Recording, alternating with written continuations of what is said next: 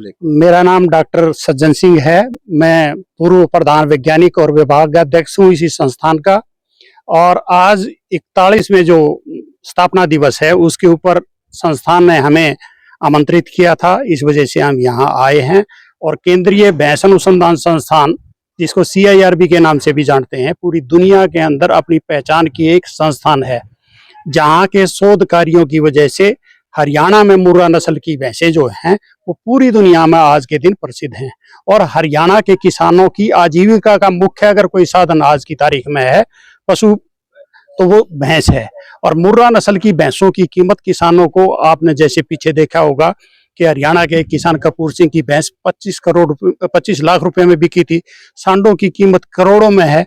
ये केंद्रीय भैंस अनुसंधान की उच्च गुणवत्ता की जो शोध है उसका परिणाम है कि हरियाणा के अंदर इस तरह की अच्छी नस्ल के सांड और भैंसें पैदा हो रही हैं, और जिनकी मांग पूरे देश के साथ साथ पूरी दुनिया में है। और ये मांग जो बढ़ेगी तो किसानों को उतना फायदा होगा। आप देखते हो कि पहले की भैंसों की कीमत या सांड की कीमत बहुत कम होती थी, लेकिन आज लाखों और करोड़ों के अंदर इनकी कीमत आकी जाती है। और दूध उत्पादन की दृष्टि से अगर हम देखें तो पूरी दुनिया के अंदर पिछले कई वर्षों से हिंदुस्तान पहले नंबर पर है। और ये पहले नंबर पर इस दूध उत्पादन में श्रेष्ठ स्थान दिलाने के लिए भैंस का बहुत अहम योगदान है, क्योंकि आधे के लगभग दूध जो है भैंसों से उत्पादन होता है। और भैंसों के दूध की गुणवत्ता जो है ना, अपने आप में एक विशेषता है। जिसने भैंस का दूध एक बारी पी लिया तो वो दूसरे पशुओं के दूध की तरफ कम आकर्षित होता है।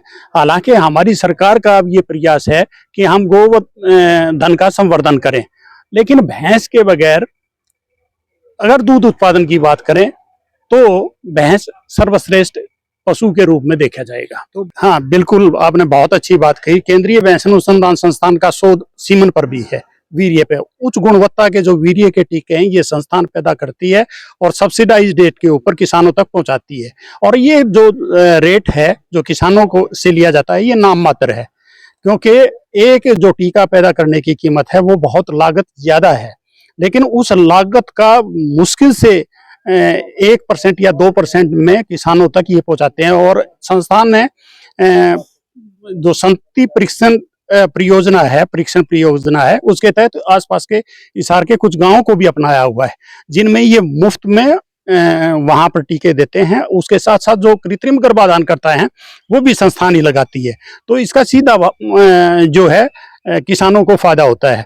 और आपने देखा होगा कि जितने भी संतति परीक्षित जो गांव हैं उनके अंदर नस्ल सुधार में केंद्रीय भैंस अनुसंधान संस्थान का अहम योगदान रहा है।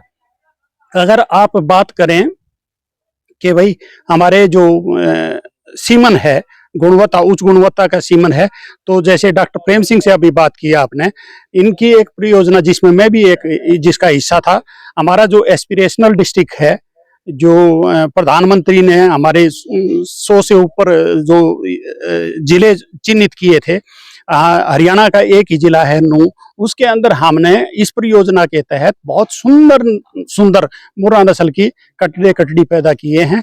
और जिसका सीधा लाभ जो पिछड़ा इलाका है हरियाणा का उसके किसानों को मिला है।